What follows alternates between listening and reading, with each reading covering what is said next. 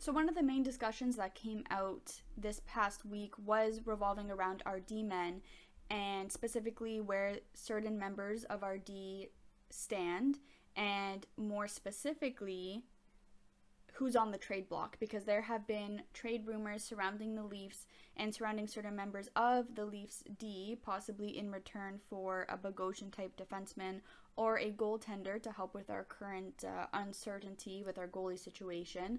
So there have been quite a few discussions revolving around the Leafs D. Now, specifically, the conversation has been around Dermott, Holl, and Liljegren. Now, I put Liljegren in there, but he's not really on the trade block at all or anything.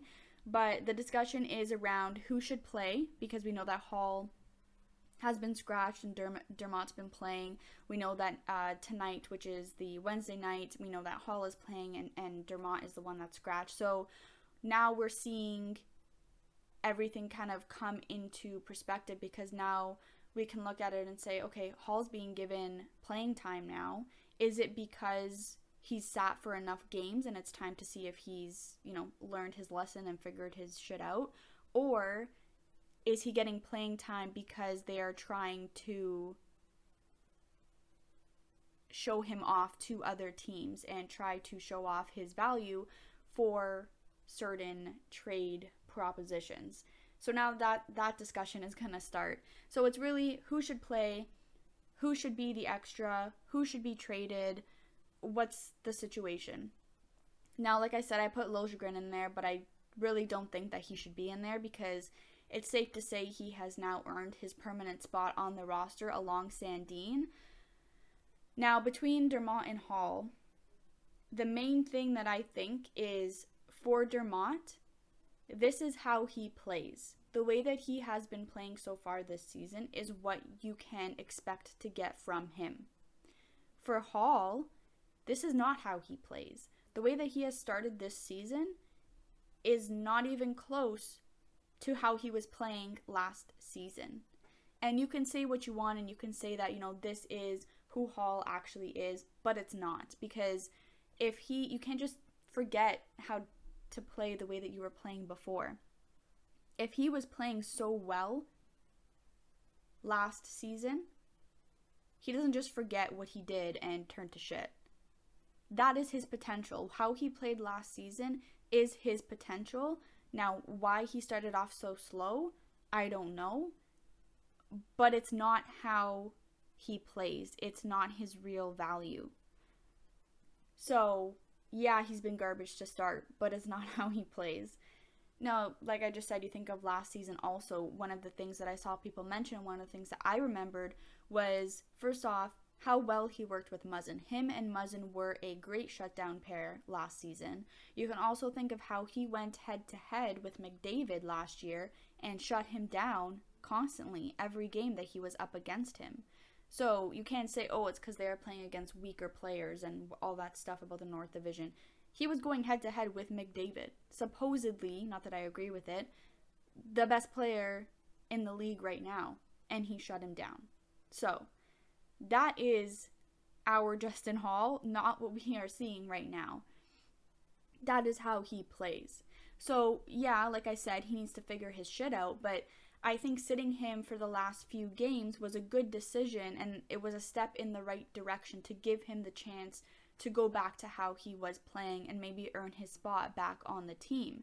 Now, if he is on the trade block and teams are basing his performance on last season, then he may be considered a more valuable trading piece than Dermott, also because he's considered to be a top 4 defenseman, because that's how he was used on the Leafs. But I don't know if teams are staying away from using last season as a benchmark or not, because if they are, then he might not appear as more favorable than Dermott. Now, looking at Dermott, his trade value is lower, so it also depends what Dubas is looking for in return and what that return is coming back. That's what it all revolves around. He can offer Holl and see what the return is, and then offer Dermott and see what the return is, and then weigh his options. There were reports that Dubas was looking for another backup goalie, like I mentioned at the beginning, because of Mrazek's situation. because of also the back-to-backs and the low reliability on the Marlies goalies. All that kind of piles up into one huge, possibly disastrous situation for us if Mrazek doesn't get better. Or not that if he doesn't get better, but if he takes longer than usual, or if his injury reoccurs multiple times throughout the season. So there's that.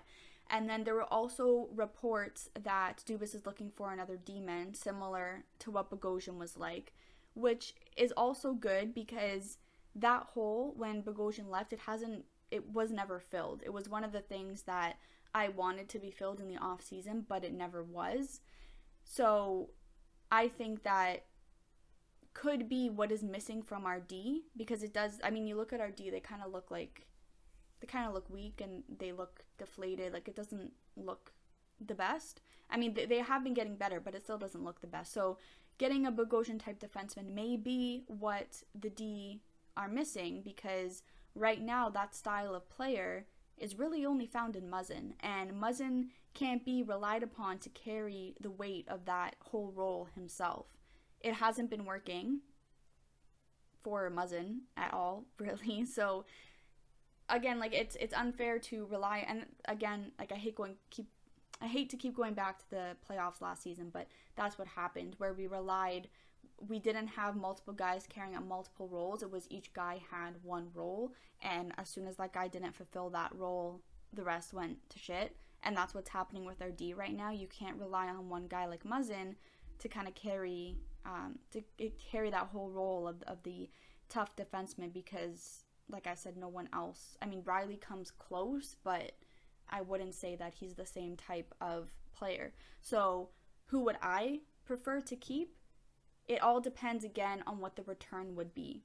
If it's a solid right-handed D-man, then I would be okay losing the higher valued Holl, because in my eyes, it would be like almost like a 1-for-1. Like, you take our highest valued, or really our only right D-man, and you give us a possibly stronger or equally valued right D-man in return, just to try and shake things up. Maybe that right D-man will fit better.